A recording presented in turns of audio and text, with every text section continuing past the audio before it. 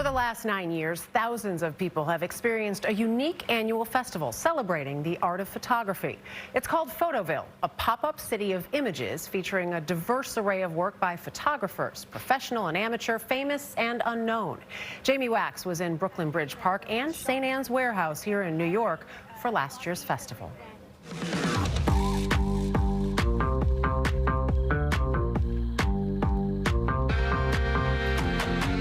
It's September of 2019, and nestled under the Brooklyn Bridge is a village constructed out of shipping containers. Inside those containers are worlds of visual storytelling, collectively known as Photoville.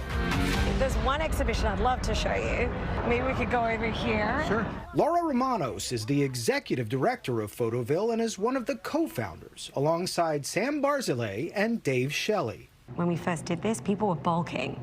Oh, we're coming to Brooklyn. Oh, look at these shipping containers. The two coolest elements of the entire I know, right? We were way ahead of the curve. Totally way ahead of the curve.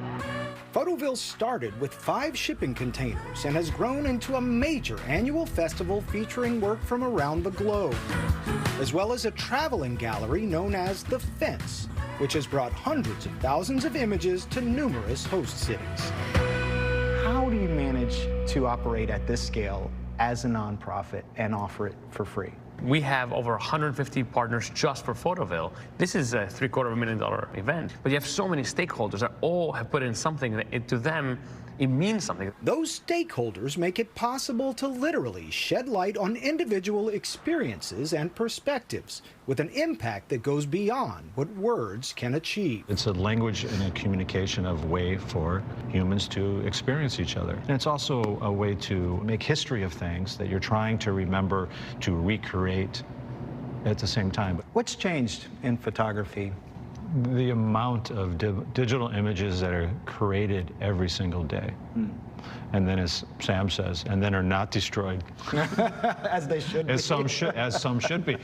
Certainly lots of things on my phone. Editing is my passion. But now that it's become a language we're all using, we have to evolve in how we're using and sort of maybe use it a little more responsibly. And let that language evolve on its own as well as it keeps changing. Photoville partners with established photographers from the New York Times, National Geographic, and others to bring exposure, access, and education to amateur photographers, like some of these young women who traveled from Louisiana to showcase their photography for an enthusiastic New York audience. So this was a new experience for you? Yeah, especially working with the cameras and having people travel out to New Orleans to teach us. And what did you learn in this experience? I learned that there's something that we take for granted, so simple as water, that it has a lot of symbolism. I know New Orleans floods a lot, and using photography, like, it actually helped me with my anxiety with water, because I was in New Orleans for Katrina, so I'm still nervous. Like, even talking about it, I'm nervous. So this made you face your fear? But of course, all of that was before COVID-19 made a major festival hard to picture. Was there a moment where you said, nothing's going to happen this year? We are never say never kind of people. Or, looking around going, we should be doing more of these exhibitions outside. And again, this is nothing new for us. We've been doing this for 9 years. So it wasn't that we had to change what we were doing. We had to kind of convince everyone else that this was a good idea. Even a pandemic couldn't stop Photoville from returning this year, with more distance and more locations throughout New York City. We have over 60 exhibitions, hundreds of photographers, over 100 partners in this.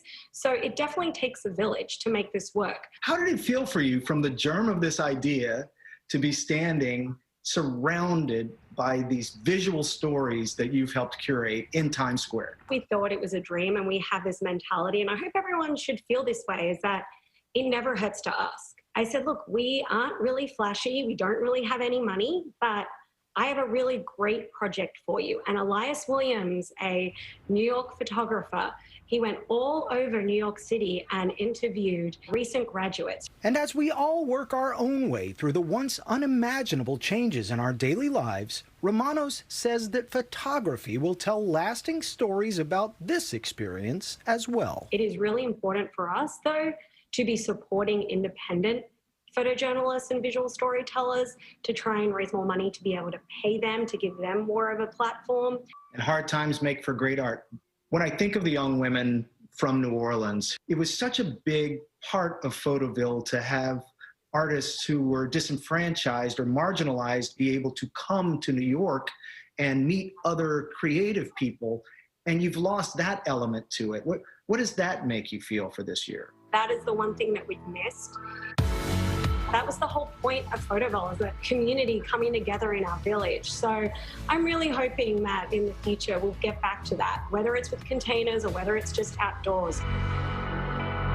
It really is about storytellers and folks being able to tell their own story. For CBS This Morning Saturday, Jamie Wax, New York. Oh, I love that young woman talked about how it helps her with her anxiety. I mean, just think about what that can do for so many people. Think of all the art that's going to emerge over the next generation just based on everything that's happened this year. Yeah. Certainly will be including that. Yeah.